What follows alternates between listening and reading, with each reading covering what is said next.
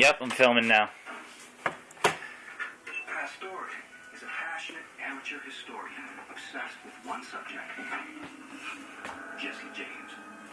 You know, I'd say that I've got a PhD in Jesse James at this point after reading hundreds of books on the topic and following his trail out in the wilderness and across the prairie. Ready to roll? Ready. Yeah. This treasure hunt is the culmination of Pastore's 10-year mission to unravel what he believes is a great historical mystery. The truth about who Jesse James really was, and why he chose to live outside the law, and where he hid the vast sums of wealth he stole.